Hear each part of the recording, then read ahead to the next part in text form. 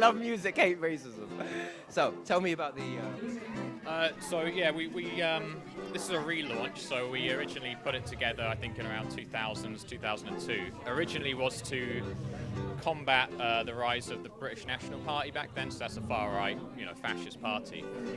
We relaunched it this year because of the racist unspeakable stuff. Yeah, the riots we saw last month, where far right riots, they targeted migrants, asylum seekers, and as well as the electoral success of Reform. So Nigel Farage's party, where they now have, I think they got something like 16% of the vote in the last general election. So I mean, in that context, we decided to do a few things. I mean, there's a few axes of attack, I think, where we have stand up to racism, which is sort of a national movement, which gets people on the streets, and we saw the demonstration in London last weekend. But also at the same time, we've got Love Music, Hate Racism, which is really, it's another axis of attack, I suppose. It's like we want to sort of promote diversity in culture through art and music. The idea being that, without diversity, without different cultures and that kind of thing, the world would be a pretty boring place, and we wouldn't have these kind of events. So that's kind of what we're trying to promote with it, and put forward that message that we've got to fight these people, we've got to fight this racist ideas that are becoming more and more common, especially in mainstream politics. And it's just another way of doing that, I think, and that's sort of. I think music basically breaks those barriers. I think a lot of times now, since like the 90s, moving to now, a lot of times racism's kind of like helped be squashed with this broken barrier of music. Now we're living in an age where we have all sorts of types of cultures embedded into pop culture. Yeah, I mean, this is the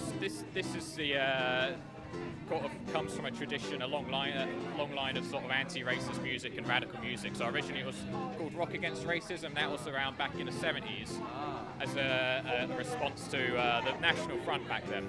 So, and that was sort of like you had, punk rock and that kind of thing. It was cool. It was racist. It was anti-establishment. It was definitely against these ideas. It always has been. This is music that's always been tackling these ideas. It's not punk to be racist. It's not. So this sort of comes from a long tradition of radical music in the UK. We're just trying to continue that, really. We're just trying to move it into the. You kind of like evolve with the times, right? Yeah, I think so. And I mean, like I say, it's just the next iteration of that. And I think it's these things always come about when it's needed. When it's needed, it's like you tackle it once and you sort of. You defeat it once. You defeat whether it's Reform, whether it's the National Front, whether it's whatever, and you do it through various means. It could be music, it could be arts, it could be getting people on the streets, that kind of thing. But you always got to be prepared, and it always comes back. And I think, unfortunately, we're seeing that again, and that's what we're trying to do here is just trying to. Well, a noble cause, knowing that it could come back and it could be fruitless, but the fact that you still go on, you still keep going, you don't stop. If we don't, and let these ideas go unchallenged, it just grows. That's the problem. And there's this idea that you can just, tackle it at the ballot box type thing, and it's like it's never worked in the past. We look at Europe, we see that there's far right. The far right's come to power in Italy. It's got very big in France. They're probably going to have a far right president in the next election. We're seeing it in Germany with the AfD.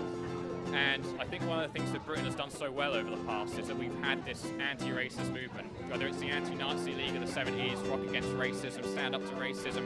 We have these groups, these fronts, these united fronts of trade unionists, of people in the Labour Party, socialist organisations, whatever they be, coming together and just saying, no, we're not going to have any of that. And this is, again, this is part of that, but it's something that you constantly got to be aware of. You constantly have to be ready to jump up. You're just up all night, basically, fighting it.